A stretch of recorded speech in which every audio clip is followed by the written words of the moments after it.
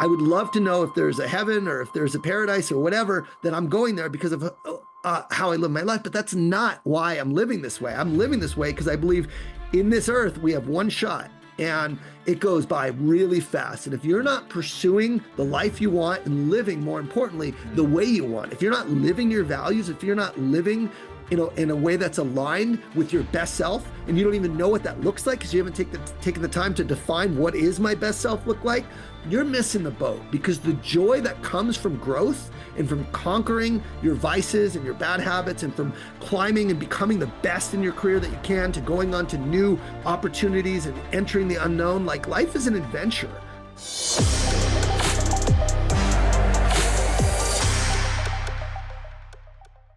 Here we go.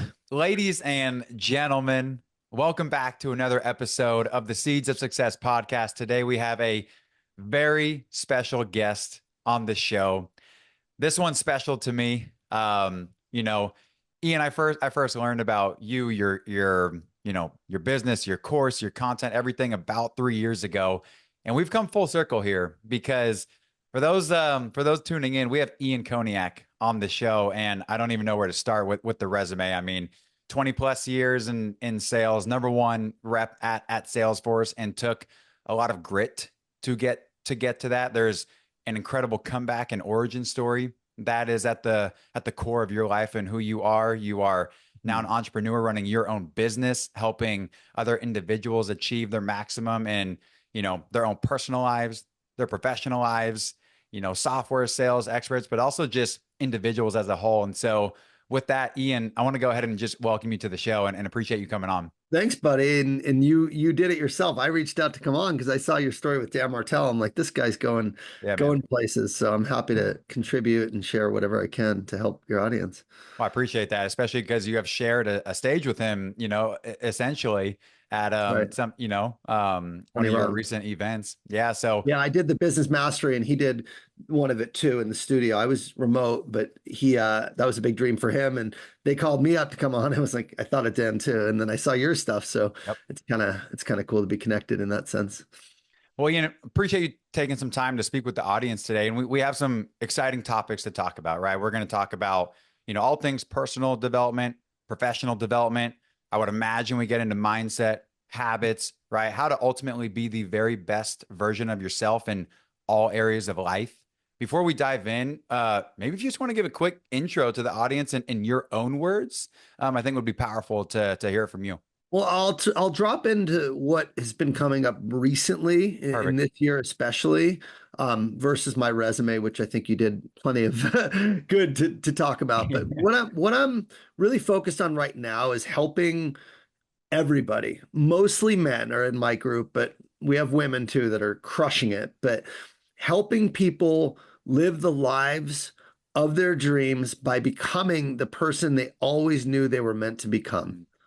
And for me, I've seen so much pain and so much self-inflicted wounds from people feeling shame and guilt of being unworthy and feeling unworthy, whether it's in sales, which is super common in the world of high pressure comparison, with income and also with standings on the leaderboard, right, to outside of sales. Everyone has this, it feels like heaviness of feeling like we're not enough.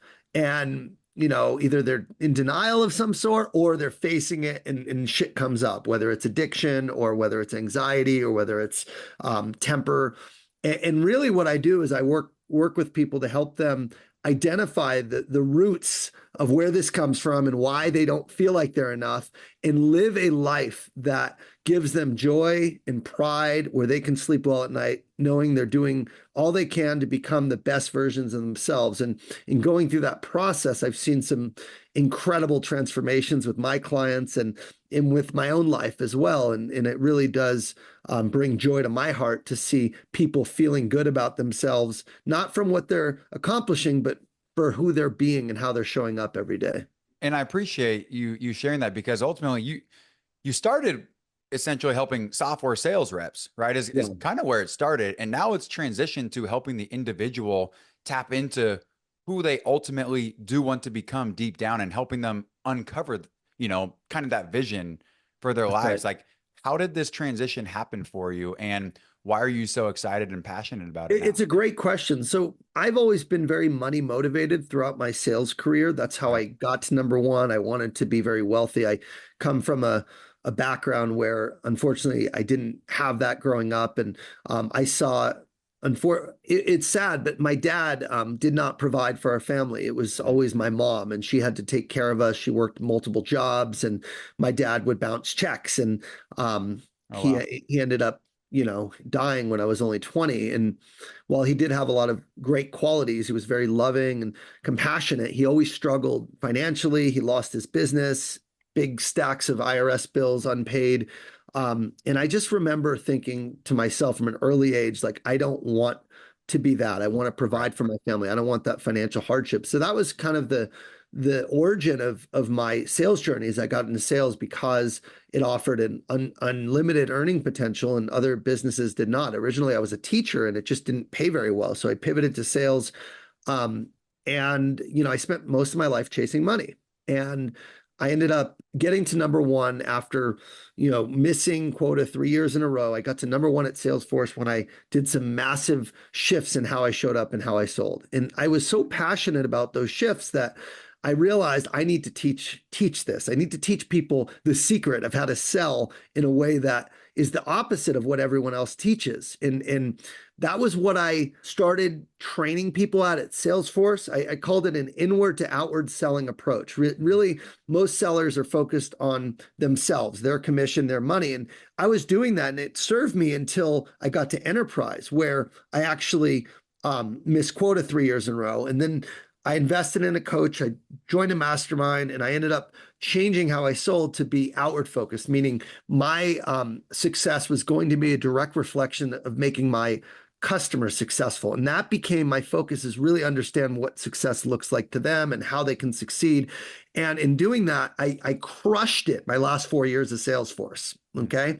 And I made President's Club. I was able to retire from sales at 41. And during the last 2 years of those years, I got into addiction recovery. And I faced a lot of the demons because I had addiction in my family and because I had been putting so much pressure on myself. I ended up coping in a lot of unhealthy ways. So my addiction recovery gave me confidence that I can go out and do anything. If you can, stop with vices and behaviors. And I stopped all of it. I stopped, but the main thing was porn and sex. That was where I started. But then I took it to getting drunk, smoking pot, taking Adderall, video games, and every dopamine inducing vice that you could think of. And that became my superpower, right? It Mhm. became this discipline and habits focus. And so ever since I started my program, I've always been coaching on habits and discipline and something I called addition by subtraction, which is taking away things that don't serve you so you can you can fill that space with things that do and that help you become the best. So it was never that I didn't teach this stuff or coach this stuff. It was more the marketing of how I positioned my business. Because I was the top guy at Salesforce, I could go and actually market that and say, hey, do you want to become the best seller? I mean, you were in my program, so Right. it's mindset, habits, and selling skills. It's not just selling skills. And so I started with this kind of trifecta approach of coaching the person. And what's happened is I've gotten now 3 years, 3.5 years away from being in the field selling Mhm. deals. So all those selling skills are no longer as authentic or as applicable. The mindset, absolutely. The discipline, all day. You conquer those things, your sales are 100%. going to skyrocket. It's a fact. That's where the biggest quantum leaps occur. But the actual deal reviews and multi-threading and what's happening in the market using AIs, fundamentally, these aren't things that I'm doing every day in the field. What I'm doing is I'm coaching. Okay. So what I am doing is I am working on myself. I am facing and continuing to face areas that I can improve, and I am helping a ton of people with coaching. And so the transition between coaching just deals and coaching, the individual is really, after coaching hundreds and hundreds of people, I found that the people that, get the biggest results are the ones that have this, what I call the work. It's everybody's got something that is holding them back from becoming what they're capable of becoming. For some people, it's addiction or vices or compulsive behavior. For others, it's anxiety and the feeling like you're not worthy. And the more that I coached, the more I realized and started to understand that when you do the work and find the one thing that's been with someone forever that they've been pushing aside, trying to skirt around, but never facing directly, the more Right. you can identify that and help them with that, the more the sales just, it's like they're free. They have a lightness, a self-confidence, and an energy that ends up giving them this impossibly high belief system that they can go out and do anything. And from that belief system, they can go out and, call CEOs and book meetings or be very resourceful or attract Mhm. people into their lives that actually can help them. It's a totally different way of working, but you can't get there unless you face yourself and go deep. And so a lot of times I've had to do this work in coaching, and it might take 6 sessions to like get to the truth of what's holding someone back. I'll give you a perfect example. Yesterday, we were a guy coached for 2 years straight privately, and he finally, for the first time in his life, said, "Ian, I feel ashamed. I don't feel, like Mhm. I'm true to myself." I'm like, "Well, what are you ashamed of?" And he's like, "Can you turn off the Fathom recording?" And I said, "Okay." We turned it off, and he opens up and he says, "I have a porn problem and I've never told my wife. And every time I do it, I feel like so ashamed. And then that affects how I show up with my family, my kids, and my work. And it's happening daily." And it was like, boom. And he's like, "I've never said that before. I've never told anyone. It feels so good to get this off my." And then we could actually work on the solution. And it was like, boom. But it took him 2 years. Mhm. So to live without shame, to live without any type of regret, to live without fear, to know you're the person you've always wanted to be is not a 1, 2 session thing. It is a gradual process. And when that happens, I call it popping. Someone pops. And so because I've been doing so much one-on-one and because I've been doing so much personal development myself and getting to this point, I'm infusing and bringing that into my coaching. Whereas the sales stuff, I really am not focusing and doing anymore. So there's not as much relevant new content for me to work with and use. And so it feels much more authentic to me to really focus on coaching people that want the transformation in their lives and to break free of the chains they're putting on themselves. And so it's been a natural evolution. And interestingly, those are the people that end up getting the biggest results in the program is when we have these breakthroughs, during my one-on-one sessions or during the live events, which are very focused on personal transformation and personal development. We call them masterminds. They're 2-day retreats where we go deep, tears are flowing, we do visualizations. And the magic happens, I found, in those events and in the live one-on-one sessions with me. There's so much there. And what I hear to summarize this is the work that you do on yourself is the most important work that you're going to do, period. Amen. It really is. Right. It really is. I am doing so much work on myself just this year, right? I've had 2 coaches. I'm in a men's group. I went to the Summit of Greatness. I met Goggins and Lewis Yeah. Howes and Yeah. Dr. Joe Yep. Dispenza. And that's just getting started. I'm literally this whole week taking Rory Vaden's pressure-free persuasion course because I've gone back in the field. We're in our Mm. Q4 and I've gone back in the field to start selling again. It's Oh, it been a year probably and a feels half. amazing. And I'm like, yeah, it really does. I So bet that fires you up. I had 4 sales calls, and Hmm. 2 have already closed at platinum, which is our highest level, and the Yep. third is I anticipate will close as well. So that's 75% at the highest possible tier. So I didn't do that accidentally, even though it's been a year and a half. It is Hmm. ingrained. It is like riding a bike. But the fact that I'm listening to hours and hours of training on a new approach, a B2C approach to sell and following and trying to get myself sharp, like that is the key, man. It's like always sharpening your saw. You've never arrived. And when I'm doing that, that translates to my energy. It translates to growth because when you're growing, you're able to take everyone with you and lead by example. So for me, now Tanvir has taken that, taking that same course. Now he has calls that he's watching me to see how it's done on Yeah. on these one-on-one sales calls that I'm on. It's like it feels so good to be back in the field, Mhm. but mainly because I'm like getting better. I'm better than I was before when I was selling because I'm really going deep with everyone with these new tools to like get to the truth and figure out what they need and then offering them a solution. So it's pretty powerful, man. There's so much that we relate to. And where I want to bring this back for the audience is going back to the 3 pillars of your program, because ultimately your story I resonated with, right? Your story. We shared a very similar lifestyle and what we did for career, work, aspirations, etc. But where I was drawn in was for the audience, I think is important to know is the three pillars, right? Which is mindset, habits, and then the career with selling, right? And the actual skill work. And where I think this is so applicable to anybody listening and watching this right now is the fact that the work that you do on yourself, the mindset, the habits, the transformation, like that is ultimately the work that will catapult anything that you're doing in life, whether it is your career, whether it's selling software, whether it's being a parent or a friend or a brother or a sister or a civilian in society, or you're training for a marathon or whatever it is, right? It's that work on yourself and the deep work, right? On your own personal journey.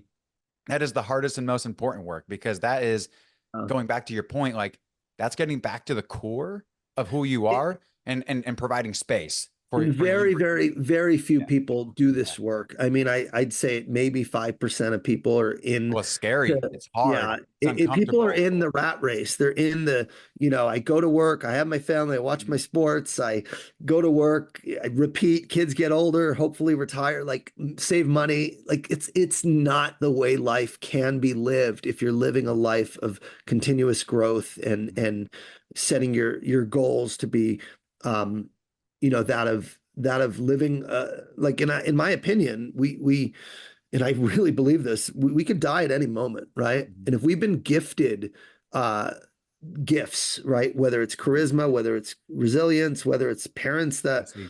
that taught us lessons, whether it's being a white male, and unfortunately like that's the world we're in, like we're privileged in a sense to have opportunities that other people might not have, right? And it's you cannot take that lightly. John Barrows talks about that. We talked about that, right? Mhm. In like my mom was a professor at UCLA. She worked her butt off. I had that example of hard work, right? That I was infused with. I also had my dad's example of addiction and, losing his business and dying young that I didn't want to be. So it's like whatever happens, whether it's tragedy or whether it's triumph, right? It's happening so you can learn the lesson and become the best you're capable of becoming. And I just believe in my heart of hearts that life, you get one life. I don't know what happens after death, right? I Mhm. don't. I'm Christian, but Mhm. I would love to know if there's a heaven or if there's a paradise or whatever, that I'm going there because of how I live my life. But that's not why I'm living this way. I'm living this way because I believe in this earth we have one shot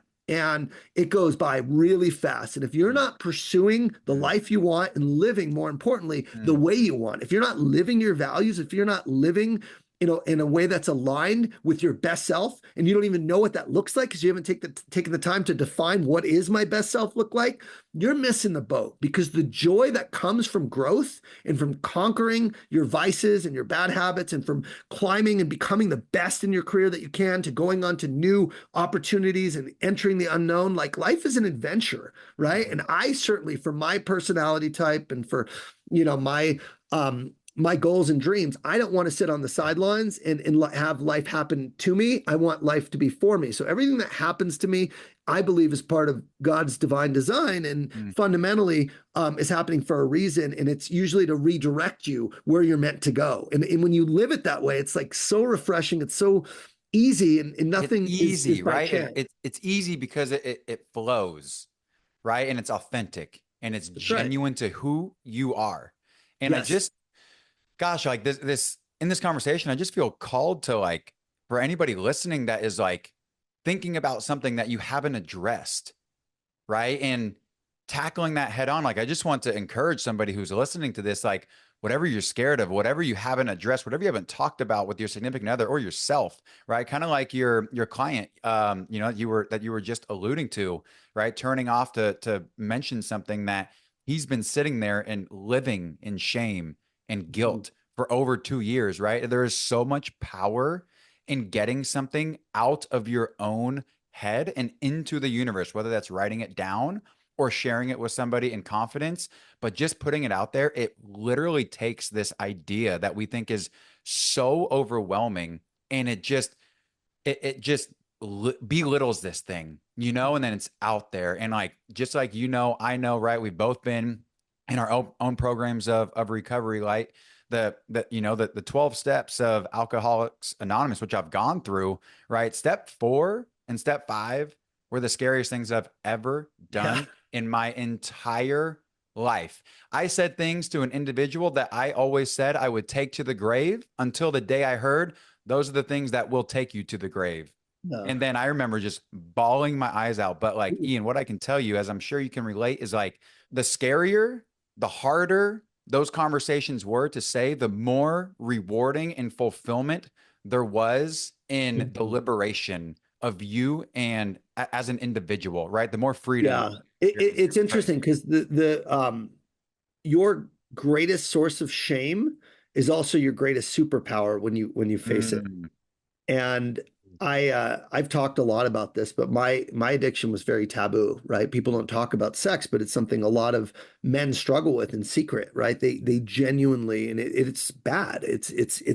a phenomenon where it's very normalized now, and how you view porn, is how you view porn. But that's just the gateway to most or many activities, right? It becomes more frequent, it becomes more variety, and then it becomes more interactive. And that's where the real problem occurs, is when you're actually interacting with a woman that's not your partner. If you're single, more whatever, do what you want. But if you're in a relationship, and this is where I've seen so many men get divorced or lose their partners for infidelity. If you're in a relationship and you're keeping secrets, right? mhm, mhm, And whether they're financial secrets or whether they're what you're doing in the shadow secrets, right, that is going to kill your relationship. Even if you don't know, you're carrying this shame. And for me, it was the same thing. I went through the 12 steps. I was in SAA, which is same program as AA, but right. for compulsive sexual behavior. Okay. And I had to go confess to my wife everything that I had ever done, right? Mhm, In secret, in hiding. And it wasn't just watching porn. I'd gone to strip clubs, I had gone on webcams, interacted with women that were not her, taken off my ring. I literally had to create an inventory of everything I had done right. and then confess and tell her. And it was the hardest thing ever. And in fact, I very much knew that I had a chance and could lose her if Mhm, if I shared. But the beautiful thing about the whole situation was that became my superpower, right? mhm, Honesty and integrity with how I live my life mhm, is what I teach, preach, and coach on. Is you don't want to hide. People feel imposter syndrome and they feel shame because they're hiding something, right? I don't want to be found out. If mhm, people only knew the real me, they wouldn't have given me this job. My boss wouldn't give me this territory. I don't want to be found out. And that is so common. But when you face your demons, when you shine a light in the shadows, you are free because you've risked everything, right? And to be truth. And in that point, you're in your heart. So I confessed everything to my wife, and it was the scariest thing I had ever done, but it was her choice. If she's my wife, she's going to get to choose whether she wants to be with me for everything she knows versus staying with me because of what she doesn't know. And mhm, and I faced that, and I ended up we had a separation. I was living in the back. We have a ADU in the back where I was living, and it was the hardest thing. It was during COVID, but we emerged so much stronger because of the honesty involved. And now it's like we are honest, right? With everything, with financial decisions, with I've been in recovery 4.5 years. So I've been, free of those ailments that I had before for 4.5 years. But if I had a slip, I tell it right away, right? Um and it's just the most free person in the world is the one with nothing to hide. And it's mhm, not just about addiction. I want to be really clear. It's about mhm, how you work. I had a guy yesterday I talked to. He felt so much shame because in the afternoon he wasn't working. And I was like, he started tearing up. I'm like, what's going on? He's like, my wife is in there taking care of 3 kids. And I know I'm slacking off going online. I'm supposed to be working. I'm looking at stocks and football and I'm just slacking off while she's busting her ass for the kids. Right. And I don't want to feel that way. That's the same exact thing. When mhm, you know you're showing up with authenticity and you're showing up doing your best every day, the shame disappears. And doing your best every day means really facing your shadows, right? My one of my guys that I work with has bad anxiety, and he's always had it. Even though he's a high performer, he's always had bad anxiety, and he was having chest pains. And he brought it to me, and now we're going to do deep work. He's getting an anxiety therapist, and he's going to a men's retreat where he actually can go in and remove the anxiety carries in his body, and doing actual at the it's called network care, but at the cellular level, at the spinal level, in the spinal cord, a lot of this shame or anxiety is carried in the nervous system. So I found a doctor that can help him with releasing a lot of this anxiety that he carries in his body at the nervous system level. Because in his mind, he's okay. It's physical chest pains, right? And it's always associated with when he's stressed out or when he's trying to hit big goals in sales. So I'm just telling you, this work is the hardest thing in the world, but once you do it, you are free to go out and move mountains. It really is that powerful. It's the hardest and most important work. In my opinion, it is the most important work that you can do because it allows you to become your true, genuine, authentic self. I also might need to Yes, get that. yes, Yeah. yes. That's Right. right. That is right. You are in your heart. You're not in your head. You're not going through the motions. You are living in your heart centered. And that's again where God lives, right? God is love. Love is in the heart. And when you let your heart lead you, you go to places of service, of Mm-hmm. impact. And again, that's Mm-hmm. where the money flows. That's Mm-hmm. where abundance flows. Mm-hmm. And that's been kind of my journey. And again, the more I'm heart led, the more I realize my mission is to help people feel a deep sense of worth because how they're living their life and how they're Mm-hmm. showing up every day. Mm. Well, I think you said it earlier, right? It's so much easier to live that way because it is true and it is honest, right? And it's so much easier to just live in a state of flow Yeah, and who you exactly. are when it's light, it's a You're not light way to fighting with live. yourself. You're not That's saying, I right. mean, I remember I used to, yeah, Yeah. before any of this, I used to slap myself because I'm like, why are you doing this again? And Mm, I would hit the bottle hard on Friday and Saturday. I would mm, go out with my friends. I'd be so like hungover on Sunday afternoon, 4 o'clock. I'm like, Ian, let's get it together, prepare for the week. And it was like this battle with one side of me and then another side of me. It was like work hard, play hard. And again, I told you I faced a lot of addictions. It wasn't just sex and porn, and alcohol was the first one, right? mm-hmm, That really mm-hmm. got me in trouble, and I should have been dead. I Yep. crashed my car into a Me too. tree going 50 miles an hour, and that was it for me. That was like, okay, right? This is not serving me anymore. But then I didn't face myself. I just moved Mm, into other type of addictive behaviors. I still was the addict. I just stopped doing that because didn't want to die. So fundamentally, like the stuff doesn't go away until you really go, like in addiction, for example, go through the steps, mm-hmm, confess, right? mm-hmm, Go through and make amends with the people you've harmed. When you actually go through that, you see how fucked up you are. You mm-hmm, see the damage you've caused. And it's like until you've kind of sat down and paused to really reflect what's going on, like you're just going to keep going on that hamster wheel. And unfortunately, time is going to fly and you'll have a shit ton of regrets and you'll say, is this it? Maybe a midlife crisis, maybe a divorce, maybe a affair. Something's going to happen where eventually you're going to have your world shattered as you know it if you're living this way.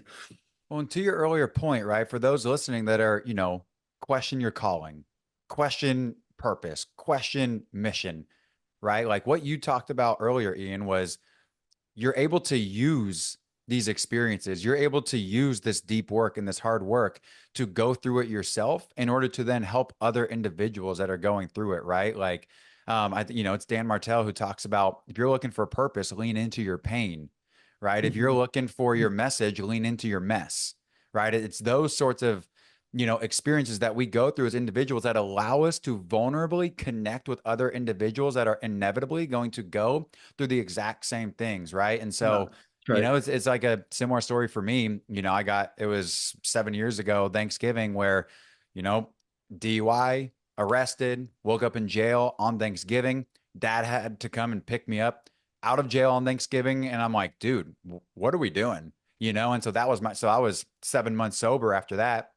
And then it was, you know, maybe I'll try drinking again. And then that led to a downstream of negative behavior. Then I'm like, dude, this is just so not worth it. And so, I'm over 6 years without a sip of alcohol. And it's like, but Congrats, brother. it's like the all the work that's tied in with that, it frees you to get rooted to have those deeper conversations and the things that we've Yeah. been avoiding, right? That allow us to. I didn't know we'd be talking about addiction at Me this level. either. I had Like no idea. what you're talking about is facing yourself, right? If you Yeah. have these vices, and I think I really do believe most people in sales, the vast majority, I don't have a percentage, but I'd say 90%, at least Mm, in men that I coach, are addicts. mm, And they're addicts either to the work or to the cycle. And when they're not working, they're on their phones or they're thinking about work. That is a form of workaholism. Or they're addicted to substances or processes, or they're addicted to video games or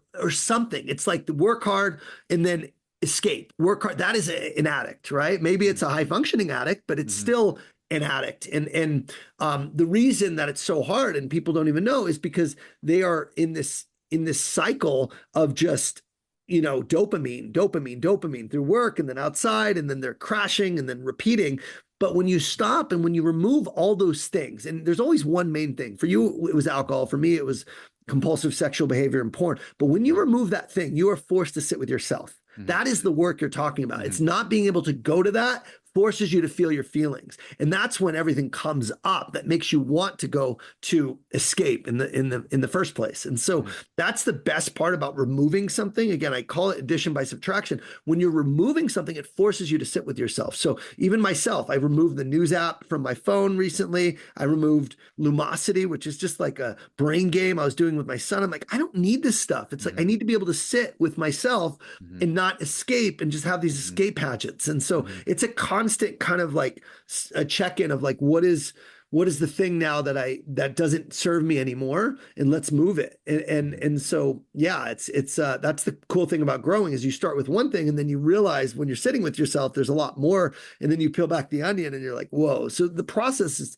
I mean, for me, it's been 8 years almost of personal development, coaching, therapy, and men's work and masterminds. And it's never going to stop. I'm always going to have a coach. I'm always going to have a men's group. It's like you need that continuous growth, accountability, and support to become your best. And again, I'm blessed because I get to do that with so many people. We have a couple hundred people in our program, and we probably have 100 of them are private clients. And so it's pretty powerful stuff we get to work on. And once you're sitting down with someone and you give them the space to know they're okay. I mean, it really is a form of therapy, but a lot of therapists are very generalists. They're not sales. They're not necessarily business people where, they can relate to the stress and that feeling that I'm talking about, which tends to be really common with sellers, especially that feeling of unworthiness because they're not doing as well as they think they could in many areas of life. I've been working with an executive coach and a therapist for about the last 5 months now, going through some, very traumatic times in my life, just a lot of personal things going on. And it is like the deep work in root of your feelings and emotions. Like you talk about sitting with yourself, and that can be a scary place because oftentimes we want to run away from this uncomfortable feeling, right? And run away from these deep, heavy sort of feelings that it would be easy to turn on a podcast or turn on a music. I have found so much power in just sitting in the feeling and allowing myself to feel it. Yeah. Right. And then ask questions. Right. Something happened this morning. It was so like, I mean, we're talking about stuff in the nervous system level. Like I said, this guy, if anyone ever wants to, if you want the information for the men's group I'm in, they do that work in the nervous system level. The guy's name is Michael Diamond. And, he does work in moving energy around that you're carrying in your nervous system and in your spinal cord. And I've already sent 3 people to his program. I'm part of this men's group, and he's a healer. He's a healer. And one of the feelings, like I call it getting out the gunk, right? When stuff comes up, like with what you're feeling and all this stuff, it's all gunk. And you got to gradually like chip away at all the gunk to get into your heart where truth lies. And this morning I was in the shower and I was praying, and I did feel this feeling. Only way I can describe it is like Christ on the cross, like, take me, use me, God, for whatever you want me to be used. And I just felt like, and I started coughing. It was like this deep cough. And it was the same feeling I had when I was doing the body work and getting the shame out of my nervous system and what I had done in my marriage, in early years of my marriage. And it like came back, and I'm like, that is stuff moving around. So, and I felt just this lightness of heart and lightness of spirit. And again, I can show you my Whoop in my vitals, but the stress is like low, low, low, low, low. And yet I'm taking on people's trauma. I'm taking on people's deepest wounds, and it's not affecting me because I'm holding that space. I don't have all this stuff blocking me. So it's a daily practice, like sitting with those feelings. I felt it and I kind of leaned in, and it was like heavy. It's like moving it around, but I knew what it was because I had gone through some of the physical releasing of trauma. Almost like if someone's ever probably, I've never done plant medicine, but the purging process of Right. what you might get with plant medicine, that's how I can attribute it to, because you're like purging the crap out Yeah. and then you're just like empty afterwards. And it's the most beautiful, powerful feeling to like get in the heart and just be there. And that's where magic happens, because you're not thinking, you're not in your head, you're not planning, you're feeling and in tune with what needs to happen. You're in tune with truth. That word you said was light. You know, when you go through this purging process, when you go through this, and this can happen through, I have found it to be very true in conversations, right? The very difficult, hard conversations that bring so much relief, bring so much lightness to your heart, Yes. your soul, and your being. And it sounds like that is, you had to go through this purging process, just as anyone can do, right? In your own deep work type of ways. I I did. found it I to be very did. true in those I conversations. was literally, I mean, it took Yeah. me years. It took me, my journey is interesting with personal development. My first 2 years of personal development were just become the best salesperson. Great. Hmm. Got to number one. Perfect. Then it was, That's how I felt. I got stuck upside down on a roller coaster for 30 minutes and like Mhm. had my life flash before my eyes, 180 feet in the air hanging. And Wait, I'm an like, actual roller coaster? real roller coaster. Yeah, it was No one of way. those flying coasters, and you're hanging off this little bar, and it was 118 stories up on top of cement, and I was just thought I was going to die. That's how I started my coaching business. I promised God. I said, God, what happened when I was hanging up on the roller coaster is I realized I had been really selfish. All these Huh. God-given gifts of, charisma, relatability, intelligence, whatever. Like I'm Mhm. fortunate to be able to have things come easy for me, but I'd used it solely for the advancement of myself. Mm. And what I realized hanging on there is that I'd been so selfish, and I these gifts that I had kept to myself in just pursuit of money and in recognition. And like many salespeople, right? I was coin operated, Of course. and I just made a promise. I said, God, I promise I will start sharing and giving whatever knowledge I have with other people. And when I did that, the ride took off. And I'm like, okay, there is a God that I am meant to do this. Like, Oh my and I gosh. started something called a 365-day challenge. And every day, shortly after that, I started posting a video. It was just a short little video on a tip, something that's helped me, and just to give. There was no coaching business. There was no money motivation. It was purely like, if I died, I'd be able to say I at least started giving back and sharing what I had. And they're still on Instagram. It's from 2019, but I threw it on Instagram. And then that became kind of the foundation of my coaching business, because Mm. people started reaching out. I started speaking more. I took it to LinkedIn. I got a newsletter, and then it was off to the races. But it started with this desire to serve. And once that happened, then I joined a company called Brand Builders, and I learned how to build a Actually coaching build business it. and a Yeah. brand. Then I got into recovery, and then I got a sponsor, and I ended up. So the journey of personal development has been started with sales. Then it was build a personal brand. Then it was face your demons, get in recovery. Then it was, again, back to the business side. Then it was spirituality. The past year and a half, I've had a spiritual coach, and he's helping me get closer to source and closer to this heart-centered, love-centered way of living and being that I was disconnected with in the early years of my business, because I was trying to be a founder who was scaling a multi-million-dollar business. And so it's always evident what's needed when you're on the path of growth, because there's always some part of your life. Mhm. It became a personal fitness coach, right? So all areas. I have three coaches right now at the same time. So it's like this evolution of, okay, I'm good here, what's next? I'm good here, what's next? And that's been kind of my secret sauce, is like always work on the areas that are coming up for you. And so it's been really just wonderful.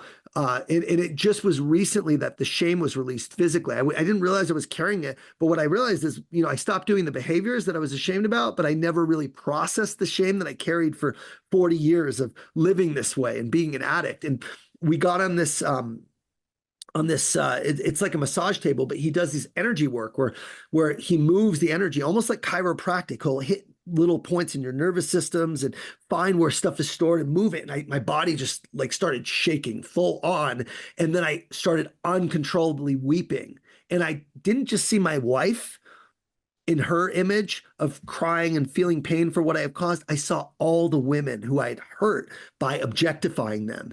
And that was like the processing and a whole nother level where I realized I was contributing to, the harm of the feminine. And after that, I've been really about glorifying women and lighting them up and helping men like honor women, not just disrespect and objectify them as many men do. And so there's been this evolution of even that because I released it from my body. And I just, again, I know a lot of people listening might not know what I'm talking about, but this stuff is very real. And it starts with facing yourself and saying, what is the thing that I am unhappy about with myself? And where can I go to get help and to open up and talk about that and face that? Once you face that, whether it's an addiction or whether it's a lifestyle or whether it's sales, right? And needing help there. Once you face it and say, I am not going to be selfish and I'm not going to be ignorant anymore in doing things on my own. I'm going to go get help and ask for help.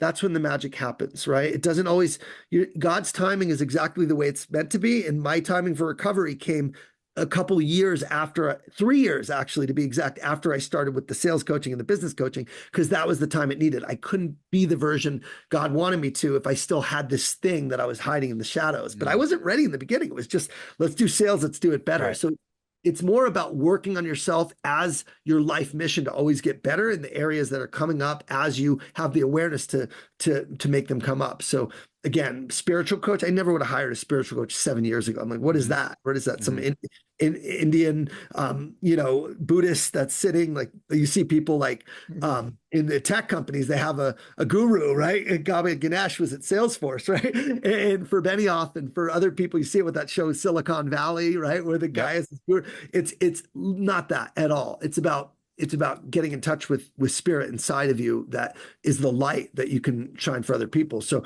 the work never stops is my point. And that's to me what success truly is success in all areas of your life and setting a very high standard for how you want to show up, not just for your business, but for your family, for your children, for your partner, for your health, for your clients. It really is an impossibly high standard that is impossible until it's done. And then there's another standard that opens up once you reach that level. That's kind of where I was thinking this would go is, I had a mentor tell me one time, when you set a goal, reach it, raise the bar, kind of like when you're driving in the fog, right?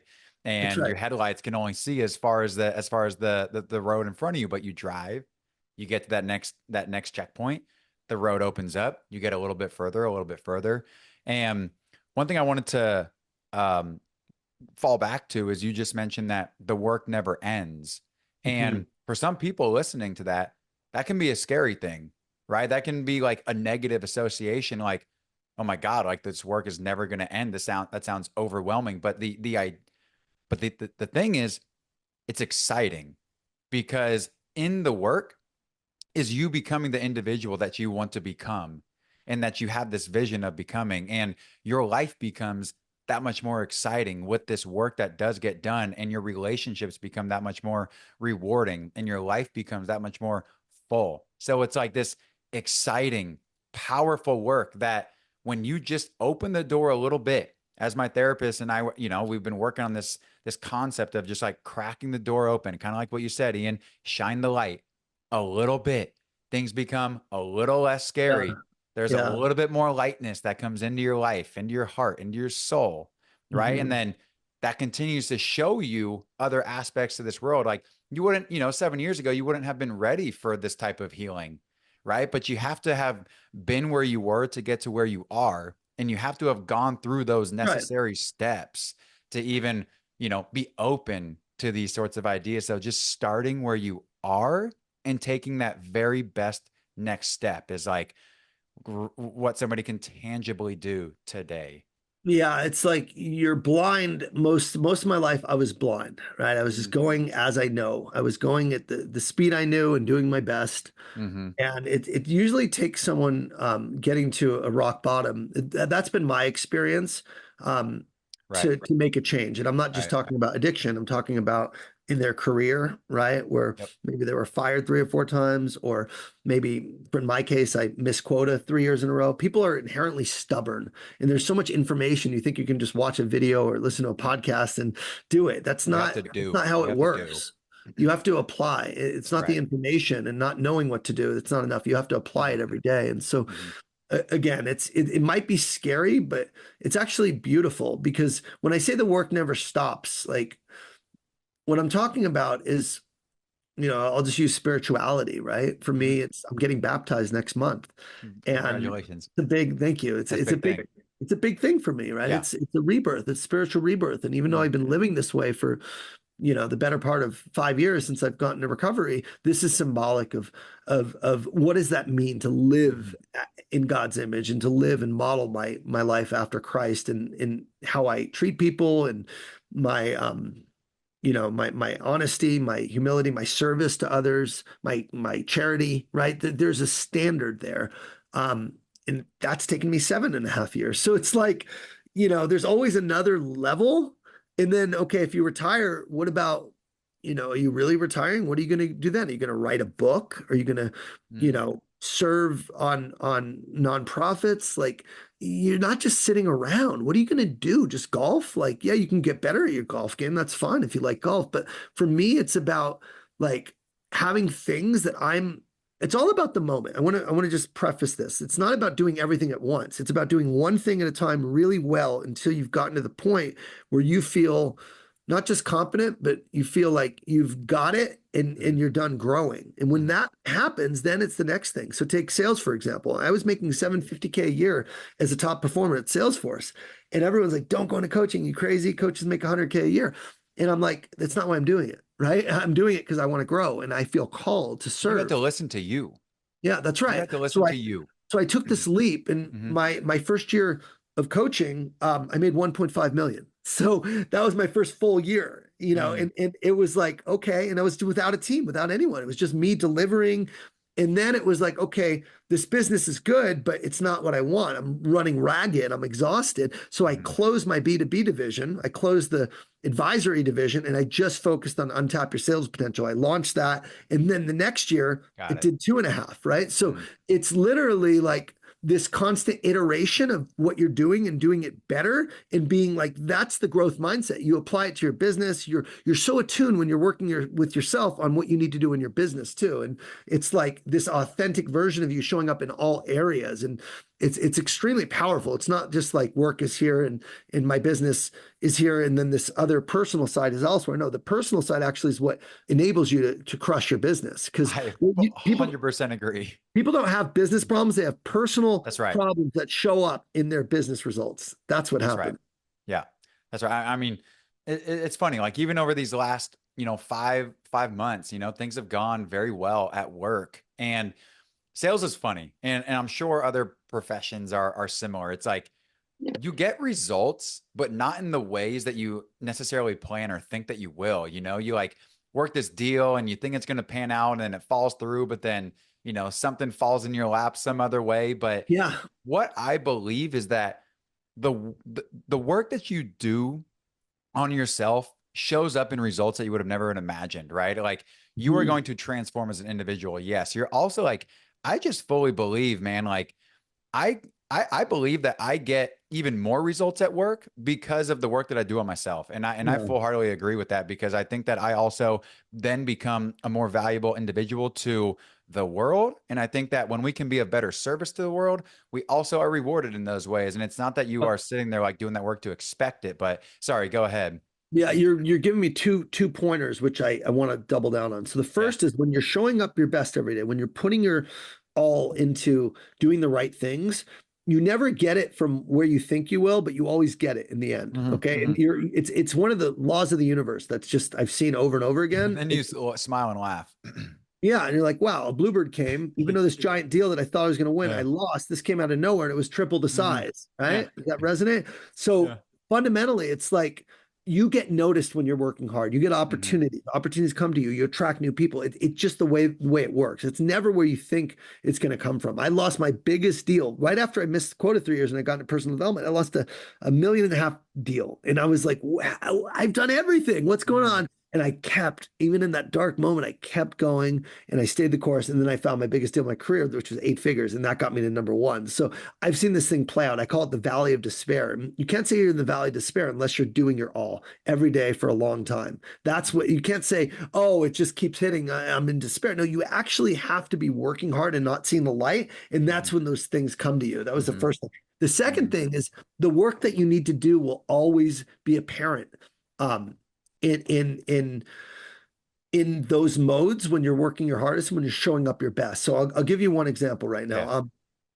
Yeah. And I don't want to name names. I'm going to keep it confidential, but Cool. someone I work with very closely, Hmm. we're in our Q4, okay? And we have a big goal. We want to sell 1 million this Q4 in coaching. And um, the person that I'm referring to actually is having his worst month. He's on my sales team having his worst month of the year. Mm. And I have had to step in and start selling again, which is awesome because I want to help out, roll up my sleeves, lead by example. And all this goodness is coming out of that. But he's having actually his worst month by far. And because of that, he's having anxiety, he's having chest pains, he's having all kinds of pressure. And the work that he's always needed to do his whole life is to recognize that he's more than his achievement. And I said, if you pray to God about it and you want God to remove the anxiety that you feel and the pressure you feel, right? God's going to give you way more pressure and way more opportunities to actually face what you felt. Okay. He's not going to give you removal of the anxiety. He's going to give you this situation that causes more anxiety where you have to change and you have to face it. And that's exactly what happened. Right after this came up for the first time, I set a huge goal. The pressure hit, the anxiety was overwhelming, the chest pains came. What happened? We talked, and now he's actually getting the help he needs, right? And so that's the work. It's not him selling a certain amount. I'll take care of it. I got you, brother. But it's him having that surface despite having the best year of his life and getting married and all these great things. This stuff still surfaced, okay? And it's forcing us to address the issue in a big way. So he signed up, like I said, for therapy. He signed up for this work, but it wasn't in the form that he thought it would be. The form he thought Hmm. it would be Hmm. selling $1 million and getting paid a lot. No, it Hmm. actually came from failing and the anxiety bubbling up that forced him to actually go into recovery, Hmm. right? For that. I say recovery for that. I mean, get help for that Yeah. thing. And he will. And I know it's so beautiful right now because I see it before it happens because I've seen the pattern so many times because he's making that the main thing versus selling. He's actually going to crush his goal once he addresses that. I already know it's going to happen. So God will give you what you are asking for in ways that you don't actually know and understand until after the fact, right? And that is part of this thing of like it's coming from another direction. Sometimes it's coming from the opposite of what you think you want, but it's the thing you need. And I remember Mm. this one last story. I was running my second marathon, it was LA Marathon, and I was just not trained. Was injured in the middle of the training, and I went a little bit unprepared. The first marathon I did was like I was nails, but the second one I just genuinely got a little cocky, and I had other priorities, and so I trained. I got injured, and I took a month off, and then the marathon was a few weeks later, and I'm like, let's Okay. go. And all my shit went out the window when I started running. I all the plan. I started going fast. I'm like, this feels good. The first 7 or 8 miles, this feels good. I'm way ahead of pace of my first marathon. I'm great. And then all of a sudden, I kind of hit a wall pretty early on. It wasn't at that 20-mile mark. It was like at the 10 or 15. It was like, oh, Hmm. this is hard. And I had my little energy packs, but this kid walks up on the side of the marathon. They're always giving you, snacks and treats and whatever. And there's a giant thing of like Reese's, like chocolate covered Reese's. And I'm like, oh, that's energy. And I just grabbed it, I wolfed it down. And then my biggest cramp ever hits in my you're not supposed to eat Reese's running a marathon. It's just stupid. I was not prepared. I didn't have a game plan. I didn't execute it. And I have this horrible cramp. And then I'm running. And then a guy has other snacks and I grab it. I'm like, whatever at this point. Well, around the 20-mile mark, I'm really struggling. I'm like, I got to keep going. But like now it starts pouring rain on me and it was freezing and I'm like really cold and I could barely walk. I'm like, I don't know how I'm going to do this, but I Mm. started at that moment, like just light jogging. I had to stop for a little bit and then I started to light jog back up. And then as I started jogging again, my leg cramped up Cramp. worse than ever. It was like I barely could feel. It was like a numbing cramp and I'm trying to run. I still got 4 miles to go. Um, and uh, and I'm like, I started praying, right? It's like Hmm. I said, God, please remove this cramp. Please help me get through this. Please, God. And the minute I finished my prayer, what do you think happened? You probably cramped harder Yes. would be my guess. Immediately, the hardest, sharpest pain, like jolt. It felt like a jolt of lightning. I mean, this is why I'm such a believer. I've had so many instances. I call them God shots. They're Mm, metaphysical, physical experiences when I prayed and something happened. And it's like it's happened to me dozens of times, so much that I have a whole list of every time there's a God shot. I'm like, thank you. It's jot like it this down. reminder that you're here physically. It's beautiful. And I keep a log because I need that for me to Mm. have the strongest faith. I just need to remind myself that God is real. And this cramp was another God shot. It was like boom, and the God shot came, and it was like the hardest, deepest, jolting, like tingling of cramping. I'm like, thanks, God. And I'm like, okay, I got it's like, don't bother me with this. I don't need to fix your cramp. You did this to yourself. So it's like So get through it. sometimes, yeah, you'll get through it. You don't need me for this. You got Hmm. it. Let me just show you I'm here, but you Hmm. got this. And I'm like, I Hmm. smiled. I Hmm. smiled. I'm like, okay, let's freaking go. So Yeah. that's what I needed. That was what I needed. Once that happened, I actually started running and jogging and I finished the thing barely over my other time. I was under 5 minutes, which I didn't think was possible with what had happened during training, but I was under 5 hours um for the marathon, which is a pretty good time and in all things considered and where I was. So that's it's the beauty of life. Mm. Like when you're on this trajectory, you will get signs and you will get serendipities and you will get all the reinforcement you need to know you're going in the right direction. When you're Mm. leading from the heart, you're leading with love, you're leading with service, and your intentions are pure. I find it so interesting. Awesome story because I think it symbolizes the kind of what we're talking about right now, which is oftentimes we get what we need, not what we want.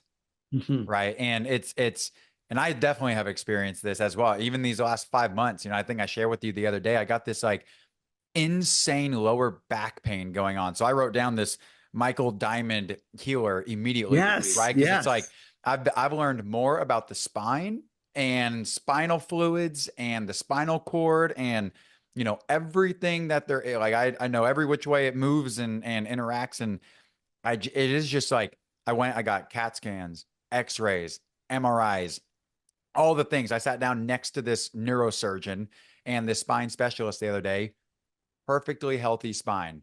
And Mhm. the way that this thing has debilitated me, you would think that I had like no vertebrae left. And it's You're probably carrying something right, deep.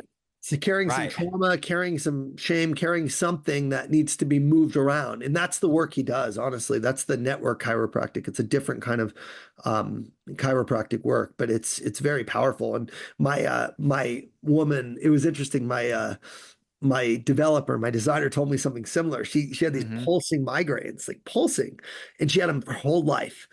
And then she went to like an acupressurist in Thailand. She was getting kind of like acupressure massage, and they were doing her neck and shoulders. And it's like, you have migraine? She told me the story yesterday, and she's like, yeah, I do. How do you know that? Because she didn't have a migraine while getting it. She's like, oh, I fix it. Okay.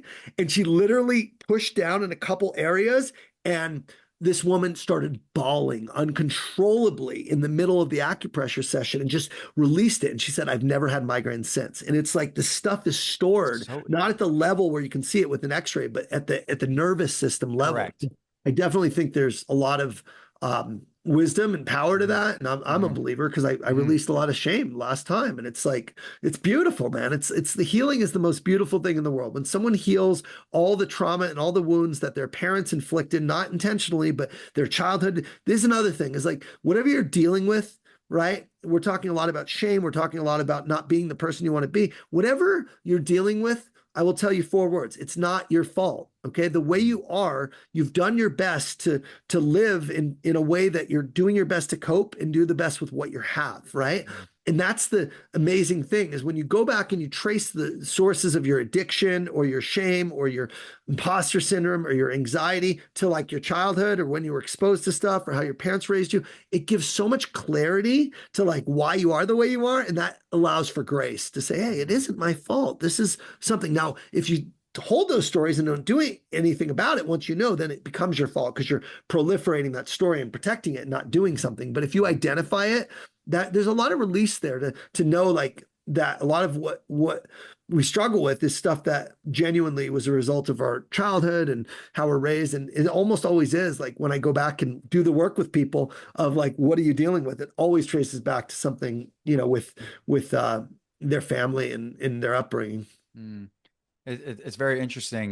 We talk about holding these traumas within our body and feeling it in a physical manner is how it portrays. And then it still needs to be released somewhere, right? So it's interesting to hear, multiple just examples, and I have gone through very similar things of just like outbursts of tears Yes. that are Yes. uncontrollable, That is a right? Like release. That is the release. has to come Exactly out. yes, that's it. Yeah. That uncontrollable crying and release is Yeah. like it's like getting to the heart and it's Yeah. getting to God's grace and love and it's Hmm. shedding the old identity. It's shedding the armor. Hmm. It's chopping the gunk. It's chipping away at the gunk. Like that is the way. That is the truth. And it's Hmm. so beautiful. It's so beautiful when I hear these stories of healing and when someone says they're crying uncontrollably, it brings tears to my eyes because I know they're Hmm. healing and it's beautiful. And Hmm.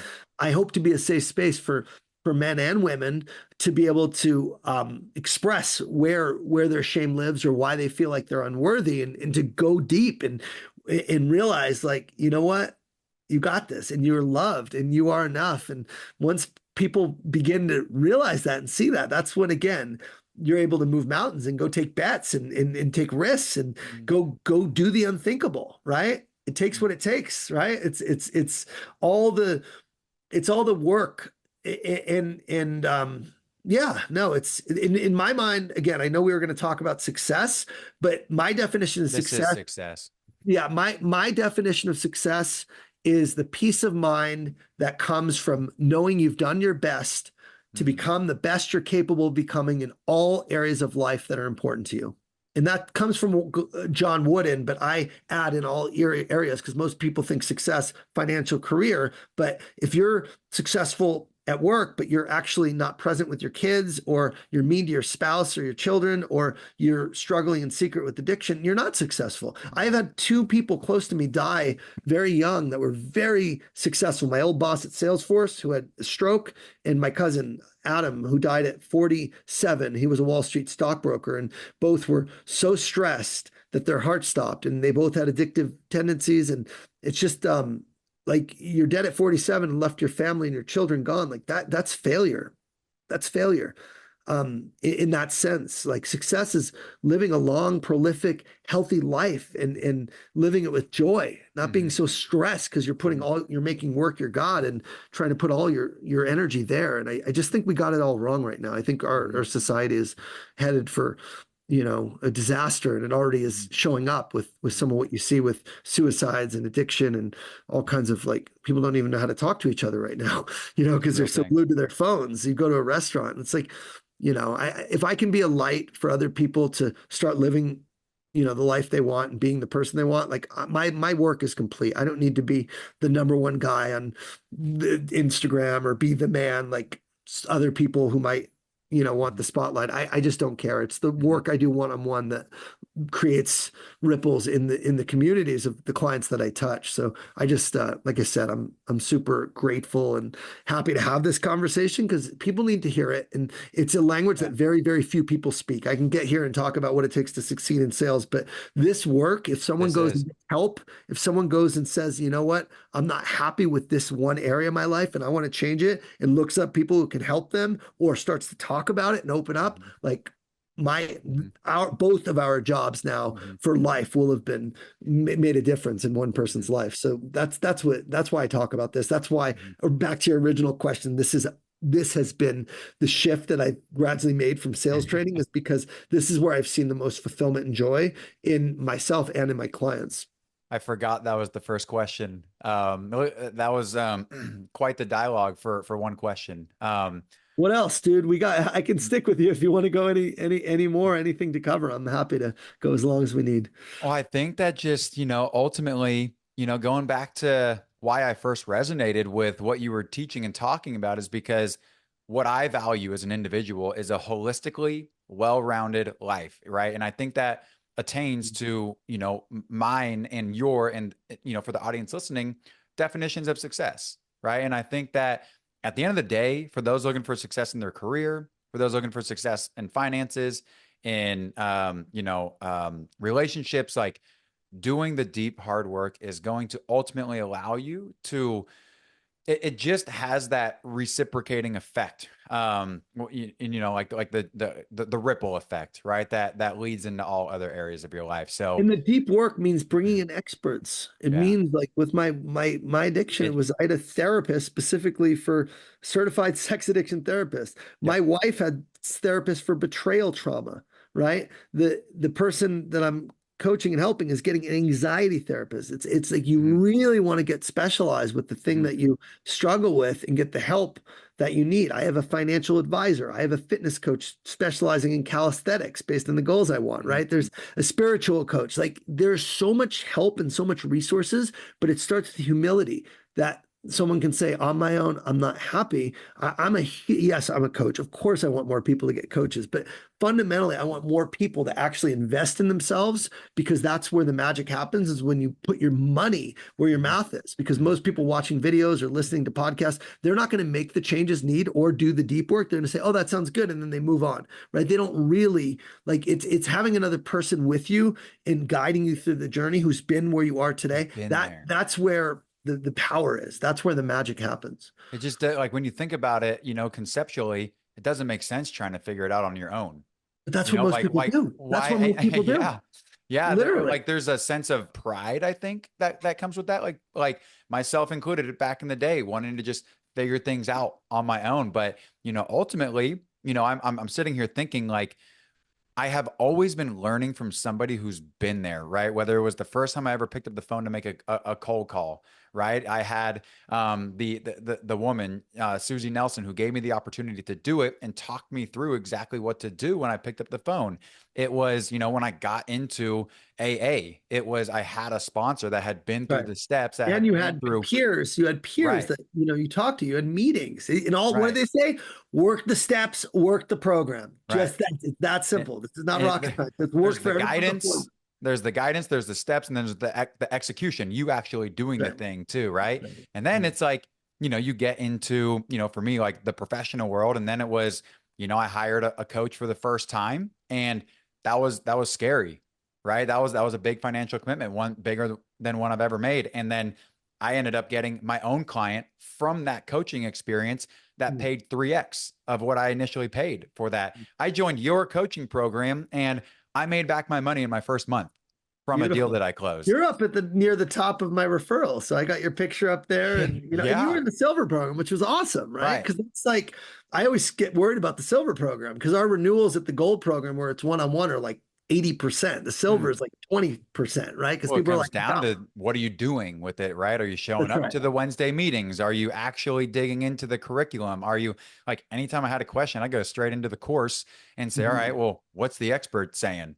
Right. Well, That's maybe right. I should just replicate this. You used it. You went Yeah. through the whole course, which is why I Yeah. was like, good for Yeah. you, right? You It was like the go on first POV I ever actually wrote out. I wrote it out. I wrote out this email that was based on a template that you had done, and I like conceptually understood what you were doing. I tailored it to my own message, and I'm like, cool. I have it written out. I'm not going to send this email, but I'm going to just call now that I've actually thought through everything.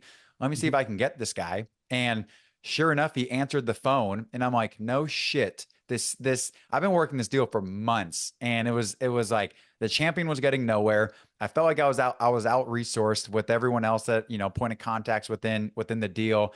So I just went Mhm. straight to the CEO and just, put a very well tailored, I probably spent a couple hours, writing this thing out, putting all the pieces together. He answered, the call dropped because he was like stepping into an elevator, and I'm like, no shit, I got to call him back.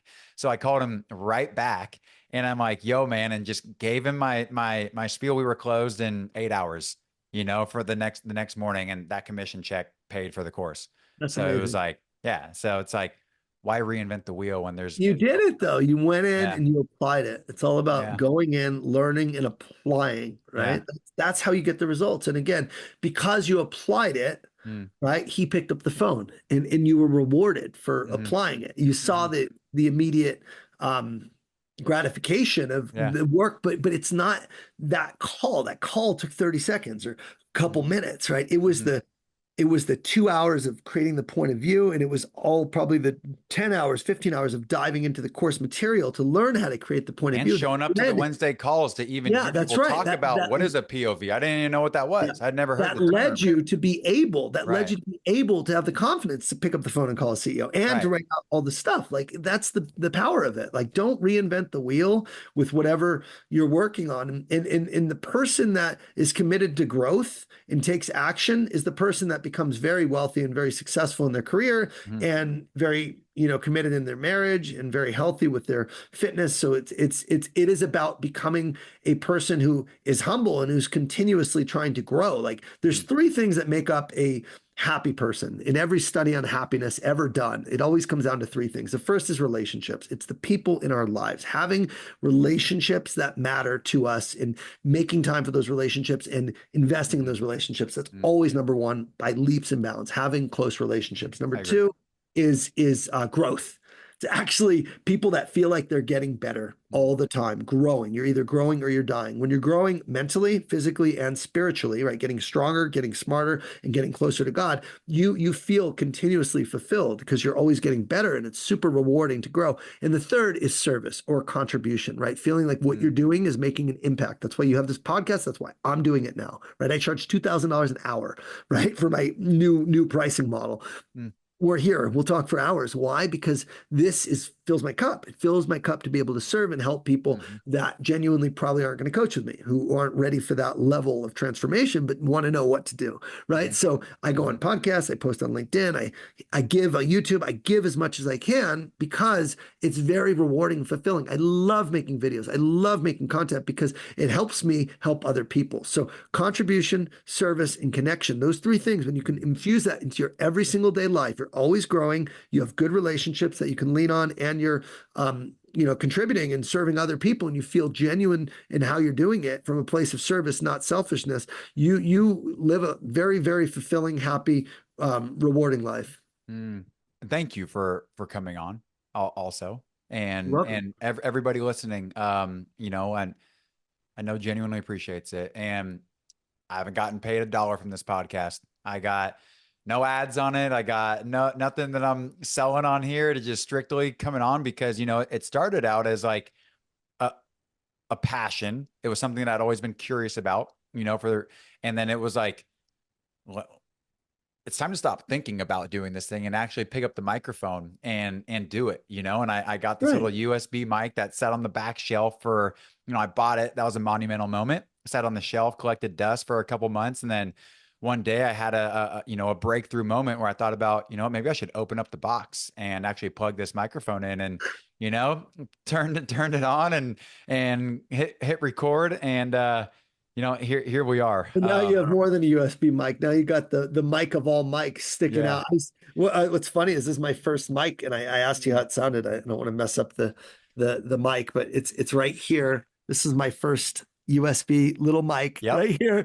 Nothing to it. Now it's my Lake Arrowhead backup mic. I have my other one in El Segundo where I live, but I just came to Lake Arrowhead. I have a little portable studio, and it's so easy to get started. I got started Yeah. with a cell phone making Instagram 1 minute reels, and if anyone wants I wouldn't even tell you. Go on my YouTube if you want to watch some great training video because it's gotten way better since then. But if you want to see the origin story, go back Mm, on my Instagram, go to the reels, and you'll see from the very beginning how I started. It's like, and I just said, I just want to help people. I had a near-death experience. I hope I can help a few people. And yeah. that thing Yeah. blew up. It grew. Mm, And those videos had mm, hundreds of people, thousands of people sometimes watching them. And mm. it feels good to be giving back in a way that you can in the capacity that you're able to at the present moment.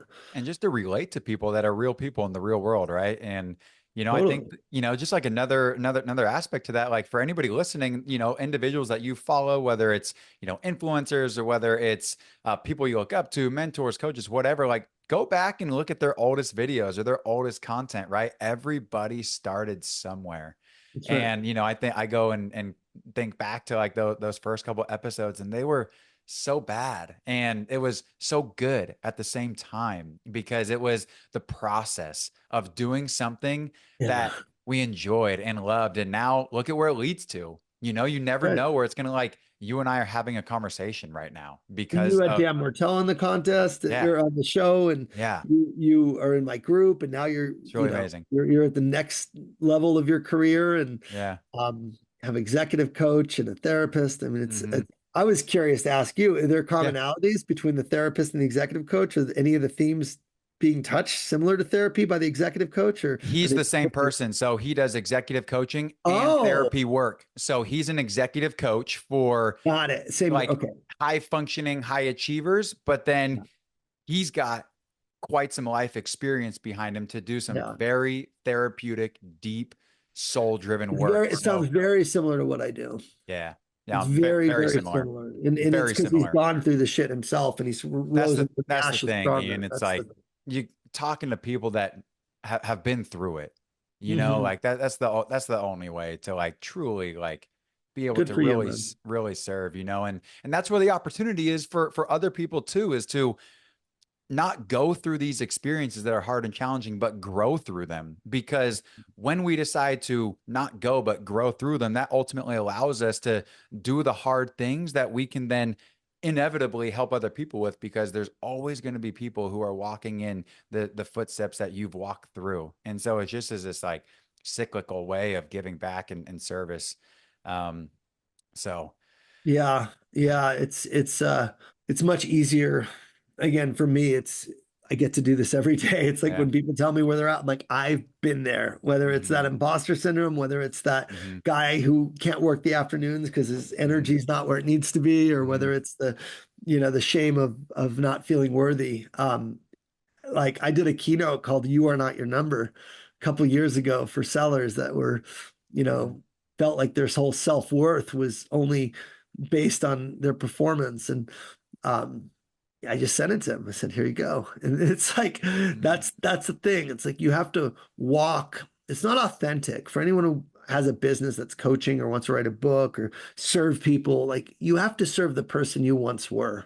Hmm. That's the only way it works is if you Hmm. can teach where you were at, what you did to get out of it, and then give people that playbook because Yep. otherwise it's not, it's not real. Hmm. What a conversation. Wasn't expecting it to go any of this routes, but that's the Yeah, beauty me of neither. a conversation, Talking right? about spinal trauma storage and Yeah, nervous man. system. But that's real. That's what I've been working on recently. So Yeah. I'm glad we got to touch base. And I hope it's valuable for everyone to hear Yeah. some of this stuff and take it seriously because your Hmm. life will change when you face Hmm. your darkness and when you shine a light on the areas that have always been with you, but you've never faced head on. Hmm. And I think I'll just double down on that for anybody listening, that at any point in time during this podcast or conversation, if you have felt, man, maybe I should pick up the phone and call that individual and make amends, or maybe I should write out these things on a piece of paper that have been in my head trapped for so long, or maybe I should call that coach or that therapist or get into a program or do something, right? Or go on a Mhm. walk or anything that you have felt called to at any point in this time. I just want to encourage you to go Just, tap back into that. just in the past 2 days, Hmm. real talk right now is one guy confessed to me about the porn. Now he's telling his wife and Hmm. putting basically amends with her that he's not going to do Hmm. that. Um, First time ever in his whole Hmm. life. Next guy was hiding financial debt from his wife, right? Talking to her, facing his demons and opening up, right? Hmm. And the third one was dealing with this anxiety. Now he's got an anxiety therapist and going to this men's work. That's just in the 2 days. So all of it is about taking action and Hmm. facing the thing, whether it's the Hmm. secret that you're ashamed of, or whether it's the hiding of the finances and the debt Hmm. from your partner or something else. Like the only way to really, in my opinion, my strong opinion, to live the life of your dreams is to live an honest life where you face yourself and you do this work, and then you, once you've done that, you feel whole, and then you could be honest moving forward, Hmm. right? Versus Hmm. living a lie. And Hmm. so for me, that's the theme across all Hmm. three of it, is like being honest with yourself, being real with yourself, and then doing something about it. Hmm. So this ain't easy. Like telling your wife you're hiding, tax bills, or telling your wife you're watching porn, or going to a men's retreat for 4 days to, like, release a lot of this anxiety. Like, these are big steps that Hmm. all of my clients are taking because they have to. It's not a Hmm. question. They have to. You have to Hmm. face it, or else it's going to face you. Hmm. And Like that addiction quote that you said, right? yeah, and couple things on that is, Tim Grover behind you talks about that. He yeah, talks about that. I yeah, met Tim Grover, by the way, right? The book right at that behind it. event. Yeah, Winning. Actually, is Yep. that the name? That's not his main book. What's the other book that he has? Relentless or Relentless. relentless. That's the one Mhm. that I read. I met Tim Grover several years ago, and I was hiding stuff, right? And I think, doesn't Mm, he call it the dark side? yeah. Or what is he? I think he says the dark side. He talks about Jordan's dark side and Kobe. And, Kobe. and I asked Tim Grover, and I said, Tim, what happens if you don't face your dark side? What if, can you be your best without facing your dark side? He's like, Ian, if you don't face your dark side, it will face you and it will Mm, destroy you. And within a couple of weeks, that's when my stuff came out, and that's when we had to go to the hospital because I thought we'd have a miscarriage. And my wife was so traumatized, and like that was my rock bottom. And it was like crazy. And it was right after that. And it's like, it will always come out. You cannot push this shit away forever. It will always come out to haunt it you. has to go somewhere. Yeah, it will take you, like you said, you can't take it to your grave. It will take you to your grave Right. if you don't face yourself. So we're Right. talking about life and death, really. We Yeah. really are. Yeah. We are. We are. And again, going back to, some of the major points that we're making is those weren't my words. That is what I was told from somebody who's been there. Tim Right. And Grover. Yeah, yeah. Right. I was literally, Right. I read all that stuff. I'm like, I'm the top guy, but I got this dark side. Like these top guys, these Hmm. top gals, the highest performers are always like, they got this chip, they got this need to prove people wrong, and it fucking kills them. It Hmm. really does. And for Hmm. me, it was addiction. For my guy, it's anxiety, right? For Hmm. Tiger Woods, it was extramarital affairs. And, Hmm. it's like Michael Jordan, gambling, cigar. Like this guy, you watch the Michael Jordan thing, everyone loves Michael Jordan, but man, Hmm. he's like gambler. He's like, he can't go a minute with, and good for him. He owns it, right? He doesn't care. He's not, but Hmm. here's the other thing. If you have shame around it, that's the key. If you don't have shame around it and you can own up to whatever you want to do and you love it, great. Hmm. You're happy, no Hmm. worries. But if you Hmm. are ashamed of your behaviors, your actions, this part of you, and you're trying to push it away, that's what we're talking about right That's now. where you lean in. That's right. Yeah. That's right. Yeah. Because I don't think Michael Jordan's ashamed of his addictive personality. I think he Hmm. loves it and he'll take it Hmm. everywhere. He'll gamble, Hmm. he'll have fun, he'll have cigars. And Hmm. that, again, there's power in that, Hmm. right? There's power in saying, this is me, take it or leave it. I'm proud of myself. It's when you say, I'm ashamed of how I'm showing up. That's Hmm. when there's a problem. And I think that the scariest part, Ian, as I'm sure you would agree, right, is we don't know what's going to happen when we actually address these things. For example, the conversation with your wife, right? Yeah. You don't know how your wife is going to respond to you opening up about these things, Mhm. right? The somebody listening doesn't know when other people are involved, right? But that's not what you can control, right? Because what you can control is you doing what needs to be done in order for you as the individual to actually become free. And and there's sometimes there's a then it gets kind of, how do I even say this? Sometimes there is like, how much actually is how much you say until the point where there's actually like, maybe it's more detrimental Yeah. to overshare some things. I think that's a conversation to be had with whoever you're speaking with That's right. about things.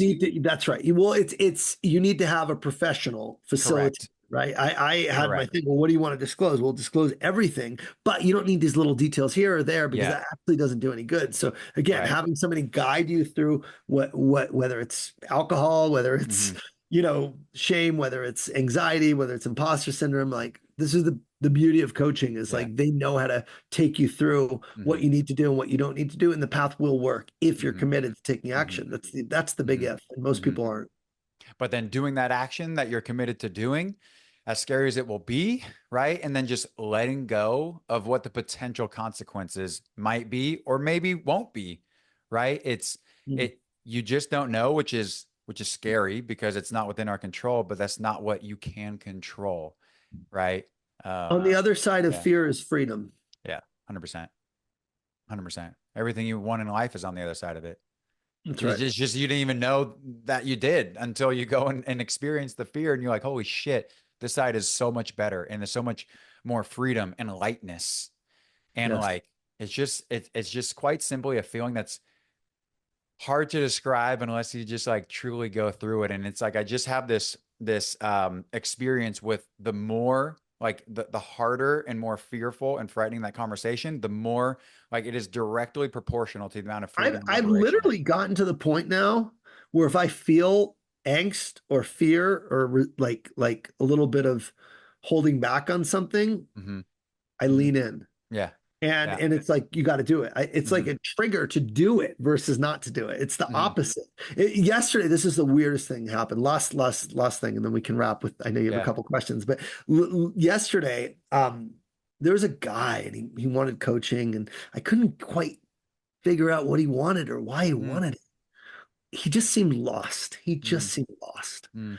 And he was doing great in sales, but he was single and he kind of was drifting and he was traveling all over the place. And he just, I'm like, well, what's not working? It sounds like you got a great life. You go live in Europe, go digital nomad, Right. making over $500,000. Like, what's the problem? He's like, yeah, I don't know. I feel like something's missing. And I kind of like walked him through what I think I could help him with is clarity Hmm. and sense of purpose and spiritual faith, right? Because he mentioned he was Christian and and I walked him through. So that all sounds great.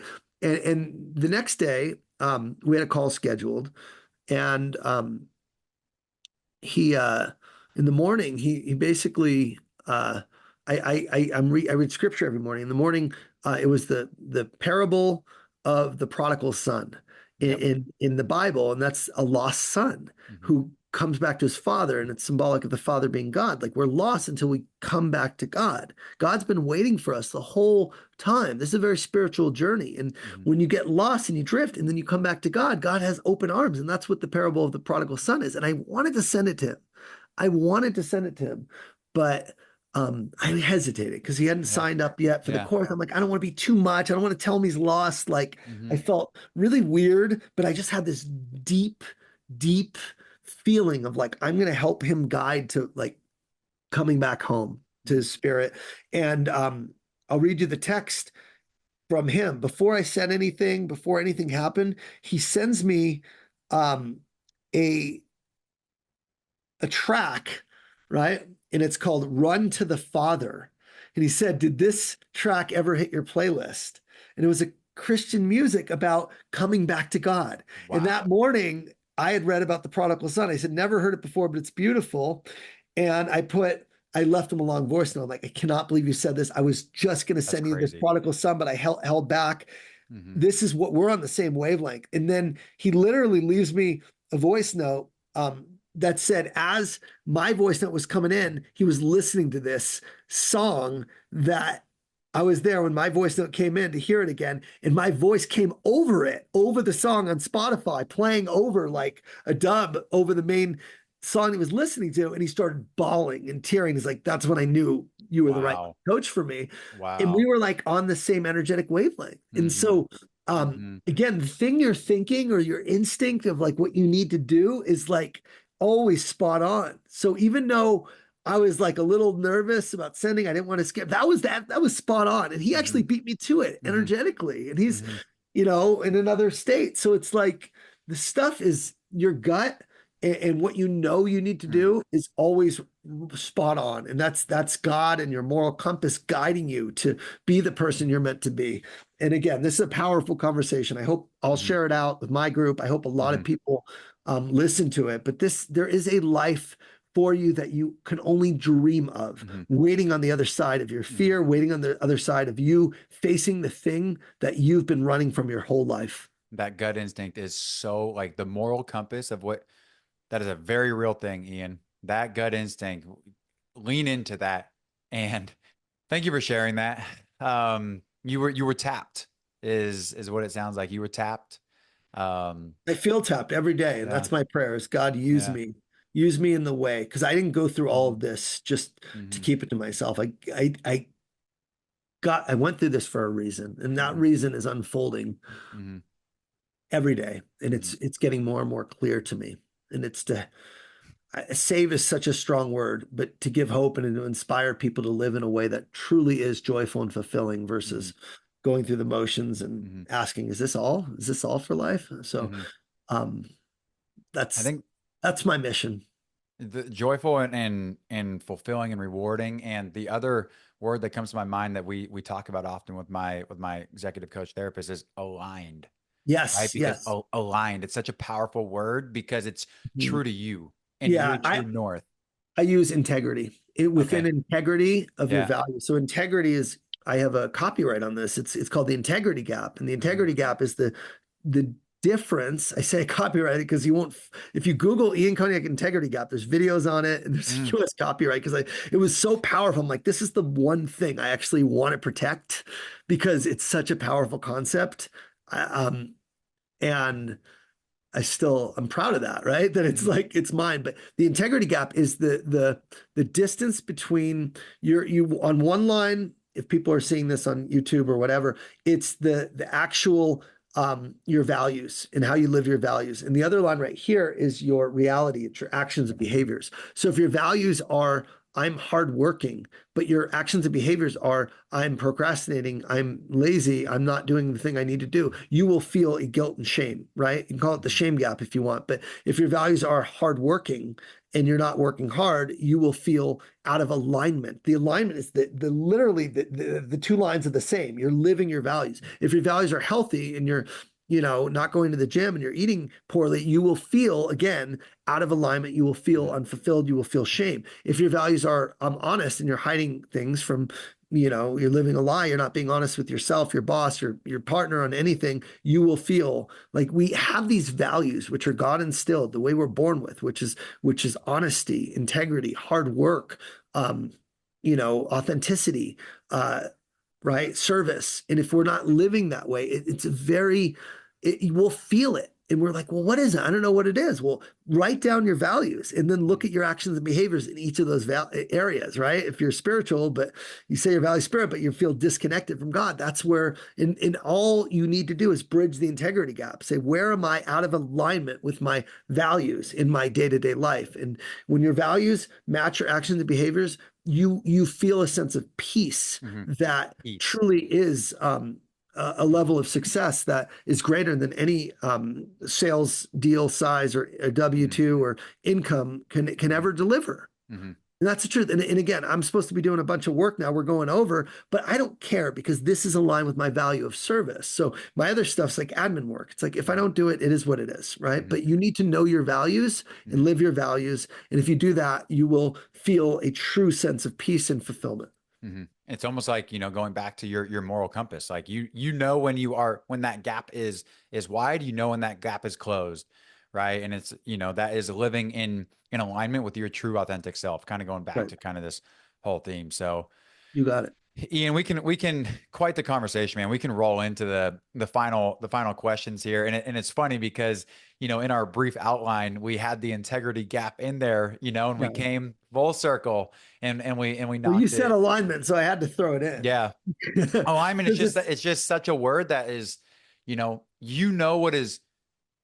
It's like I've gone away in my work with my therapist. I've gone away from thinking about things as good or bad, but more of what is right and true for you, yeah. right? And what is not true and what is not right for you. And that is like an instinctual feeling and an alignment sort of feeling, right? And so that's kind of Right. how we've been thinking about decisions or next moves or feelings or emotions, right? It's not that it's good or bad, it just is what is right and true for you in that moment. And now it's like, what do we want then to go, how do we want to process it? And also what do we want to do about it? in order to shift into, a more Yeah, aligned. no judgment. Nothing's Yeah. better or worse than the other, right? It's Thank just you. it's what your values are. It's Thank what you. you value. And Yep. are you in integrity with your values or not? So for Yep. anyone curious, just Google integrity gap in Koniak. I have a whole video on it. You can go through and fill out your own integrity gap and see Mm. where you can align in a more holistic way. Very important work. All right, Ian, we'll run through these final four. It's the final four questions that I ask everybody on the show. And so we'll go ahead and start with the first one, which is for everything behind me here, but it's what is the not your favorite book, but what is the number one book that you recommend the most to other individuals? I always say Seven Habits of Highly Effective People by Stephen Covey, because I think it Okay. hits so many points with mindset and habits, and it's so Yep. core to what I teach, and it's Yep. kind of really encapsulated It's through like the that. pillars of your program. Yeah, there's a lot Yeah. in there. Yeah. I had an idea. It would be, I actually didn't think about that one. I thought potentially 12-week year. We won't go into 12 here is everything, a but bear. It's not my favorite book. I included it as a part of the program, and it does make a difference. And you're more so just talking the system. yeah, Yeah. yeah. The Seven Habits is more spiritual. I mean, they have you Yeah. write your obituary and like, if you died, what would you want people to Mm. say? And Hmm. what's like there's some deep work in there. Hmm. And Hmm. there's a lot of like communication and how you communicate, how you live. One of my favorite quotes is listen with the intent of understanding, not replying. And when Mm. you really listen with that Mm. versus what you're going to say and thinking about what you're going to say to be Right. seen, right? Like be interested, not interesting. Like there's just so much freaking gold in that book. And you can lean into Public Gear, curiosity that Public way. Gear is intense, man. That's a warrior energy. This Yeah. Seven Habits is more Mm. spiritual plus discipline, Mm. which I love aligns it. really well. I wouldn't recommend the Bible. That has to be something that people go to themselves when they Right. feel called. But for me, I read Appreciate that. scripture every day. So, but Yeah. you ask what I recommend to people. Yeah. That's the main book. Cool. Second question is, I mean, there's so many we've talked about, but what is a quote that you love or a quote that you live by? Zig Ziglar's help as many people get what they want as uh, focus on helping as many people get what they want, and you will always get what you want. That is probably, I think it's right here. This goes back to see you at the top. I should probably have this one up here. Oh. See you at the top, Zig Ziglar is probably my most read, my most underlined, my most highlighted book of all time. Hmm. And it is the one that was like, we share the same birthday. And I knew there was a reason I freaking loved I've never Zig read it. Now Ziglar. you're gonna make me. It I don't is know. like, Audible. It's really good. see you at the top. It is Okay. the number one book that was like the starting point of my personal development journey. Maybe Mm. like 8 years ago or so I read. I think I've read this book, I don't know, three, four, five times. Mm. Um, yeah, and then come to I find love out. Zig Ziglar. Yeah, that's how like when I first got started, it was like Zig Ziglar, Jim Rohn, Earl Nightingale, Yeah, yeah, Brian Tracy. Like, we're in the same camp. yeah. We're in the same. Um, Brian, his guys. I mean, my mentor, the guy that I learned more from than anyone else, is a guy named Rory Vaden. He wrote the book "Take the Stairs." I don't know if you've ever okay. read it. You Phenomenal. recommended to, I got it in my Audible. I haven't actually listened to it yet. He's phenomenal. Okay. He's just so sharp. He runs Brand Builders Group. He's the CEO. Mm, He very, very amazing values. mm, Just an all around rock star. And his mm. personal mentor, his whole life was Zig Ziglar. Like God, he that's mentored by Ziggy at the World Series of Speaking Championships. He finished number. He'll read the book and he'll kind of go through, but a lot of his stuff was inspired by Zig Ziglar. huh. So How freaking cool. Yeah, this book that you see behind me, It Takes What It Takes. That's Trevor Moawad. mhm. Um, I've heard of that. Never read that one either. So you got some new ones going. Yeah, he was Russell Wilson's mental conditioning coach. He was Okay. with Bama for a couple years when they won a couple national championships with Nick Saban. He was with Mm. Georgia, but he is from my area, and so he actually went to the school that I used to coach baseball at, and so he would come and speak to our team. And his dad, Bob Moad, was like co-author, I think, of Chicken Soup for the Soul, and Ah, so okay. he went through his own, potentially death situation in college. And then that's where he had to lean into those principles that his dad was Mm, always teaching to nice. then, like we're talking about, grow through these experiences that are life and death to then be able to teach it to other folks and individuals. Yeah. So he was like that. I'm like, I've read that book a couple of times. He's like, he actually battled some very bad cancer and passed away a couple of years ago. Oh, geez. But his teachings live on, and you'll see Russ talk about him. They've spent a ton of time together, and he came and spoke at a conference that I was in charge of orchestrating when I was like first getting going in my sales career. So yeah, total mindset, mental conditioning book. Anyways, we could chat about this for a while. Third one is in alignment. Third question here with holistic life, right? I Mhm. just am. I have a zest for life, as you do too. Holistic well being, and this is all about like, what do you want to do in this world, right? And so the question is, what is something on your bucket list, Ian, that sets your soul on fire when you think about it that you haven't yet either done or accomplished or achieved? Yeah, I think I was going to answer this in two parts. What sets me on fire, I'm doing now, Mm, and I'm getting to do. I used to think, oh, it was weird. I was thinking about sales coaching or coaching all wrong. It was like, I'm going to retire and do this. And what mm, I'm realizing now is I get to do it now in my current capacity. mm, Um, and it's really about helping people become the person they've always wanted to be. mm, And I thought it was going to be short answer is like what I'm working towards is to be able to exit this business when I turn 50 mm, and be able to have ultimate freedom to do what I want, when I want, with who I want, mm, you know, where I want, right? It's mm, it's the freedom to do financial freedom is the freedom to do what you want, when you want, with who you want for as long as you want. Those are mm, those are my definition. And so I have a plan to get there. Um, but having that plan is kind of like, oh, it's going to happen later. Well, why not do it now? Right. mm, So I'm really shifting my coaching to be more centered around everything we've been talking about, in case you can't tell. Um, but my vision was always, okay, when I retire, what I can do is open up a little bit more about this concept of men of integrity mm, and what it means to be a man. My coaching business is very much marketed and branded and centered around sellers, right? But I think there's a broader struggle with men not living as a man and what it means to be a man. And I think we're very, very confused in society right now. And men are getting emasculated and they can't speak up and hyper masculine is called toxic masculinity. I think everyone's just confused. Andrew Tate's a fucking asshole, and I wouldn't want to be anything like him, but mm, he's a model.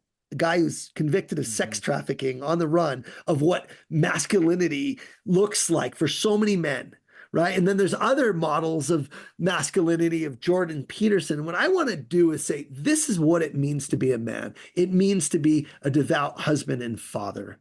It means to put your wife before your work. It means to, work hard every day so you can have peace of mind knowing you're doing your best. It means balance. It means spiritual connection. It means love and service, and really have I'm not going to say, I don't know what it is, if it's a TED talk, if it's a book, if it's a program, I don't know. But to be able It's to getting this message set out a there. model of high performance husband or men of integrity, that keeps coming to me because I do work with sales and it's men and women, but like really modeling what it means to be a man and set a model that it's not just make a shit ton of money and hustle like you see, or it's not this, be a player and drive a Lambo, but really like grounded in godly principles of service, of love and integrity, Mm, of putting your wife's needs as equal to your own, as hard work, as providing, as financial freedom, all the things that I do in my own life to show that.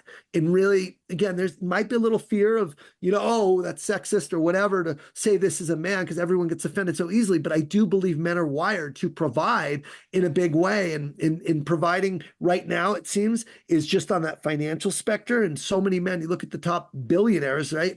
Four of the top five are divorced. And you just see money as the obstacle, and you see a lot of cheating and infidelity and a lot of bad behavior with wealthy people. And if I can show you can get to the top, right, of your career financially and have an amazing family and do it with integrity, man, I think the world needs that model um of influence. And that's genuinely what I model. And I see some of that with Dan Martell and how he talks about his wife and kids too. Mhm. And I do believe that there's a it's not an anti-hustle message, but there's a message of hustle in the right areas all the time that I live every day that I think needs to be heard, because everyone's talking about hustle just for work at the expense of their health or their family or their relationships or their integrity.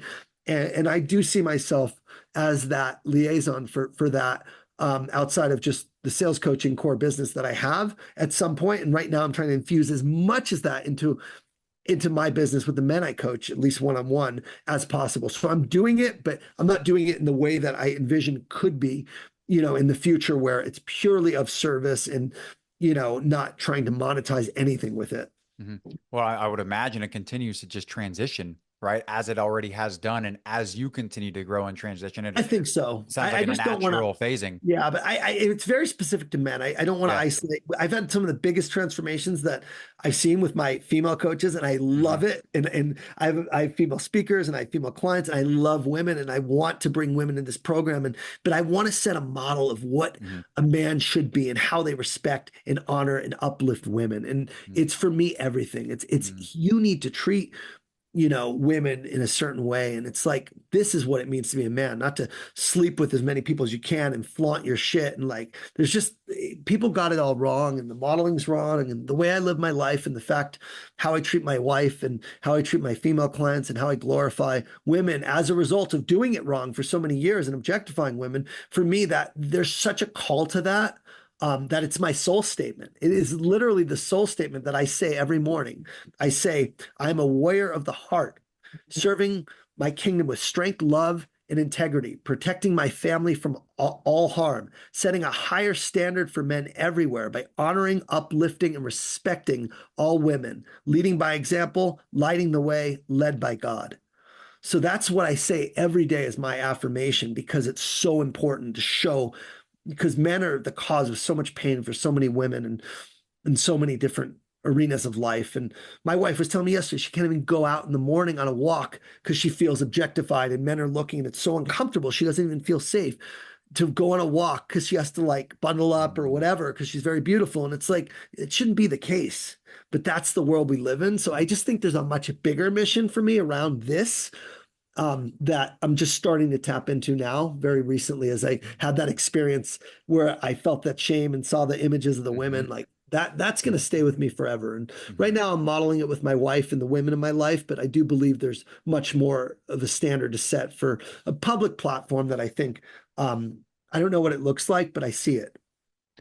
You're living what sets your soul on fire right now with intentional aspirations to take it to another level, That's right. basic. Right. And so I'm I living it appreciate with that. my family, and that's what matters. Yeah. And when God's timing is right, and when I'm ready Yep.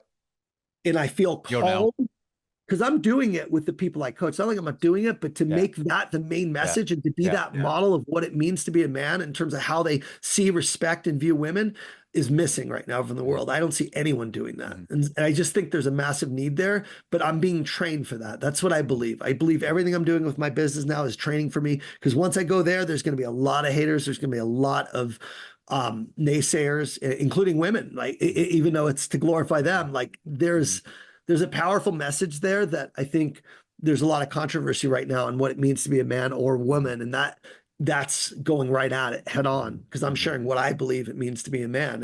Hmm. And that's not going to take well, but I don't care. It's my truth. And I do think men needs to step up with how they view women, and people wouldn't be so confused if they had these values to strive to live by, and they even knew what those values were. So just getting those values out, and again, men of integrity, high performance husband. I don't know what it is, but I do know that it's missing, and that's why half of marriages end in divorce, amongst other reasons, Hmm. because the men aren't showing up the way they need to for their families. You have your direction, and that vision will become clear. I believe it will. Yeah. Thank you for sharing that. long answer because it's vague, but Well, it's you're living it. it's deep. You're living it. You're right where you are I supposed to am be, living it right doing now. exactly what you're supposed to be I'm doing. living it right now, and Yeah. it's freaking my wife is my superpower. That's all I Mm, can tell you. My mm, wife is my superpower. She's a mirror for everything that I need hmm. to do and every reason to do it. Well, look at how far it's come from having that conversation that you were so scared to have with her, Oh yeah, right? And look at the that's right. foundation that it's built to actually be able to grow from it. Intimacy means into Yeah. me you see. Mm, Intimacy, into me you see. And you cannot have intimacy with your partner if you have secrets, hmm. period. Mm. Last question. What would 65-year-old Ian say to your current day self right now? Keep going, baby. You're on the right track. Keep going, baby. I'm proud Keep of you. going, I'm baby. proud of you. I'm proud of you. I can't wait to meet you. Good, good, good, good, good.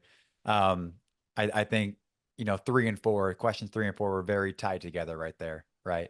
Yeah. Um, Ian, I appreciate you taking time out of your Friday afternoon and going over by I don't know how long, probably We're like almost an 2 hours now, man. hour and I a mean, I half hope over. again, Yeah. I want to publish. I don't do a lot of podcasts anymore. Hmm. I'm pretty, focused on my business. So Yeah. when I do it, I want to make it count and hit the stuff that Yeah. people need. So I don't know if your audience is sellers or business owners, but if anyone like was touched by this or resonated, Hmm. reach out on LinkedIn. Tell me how I can Hmm. support you.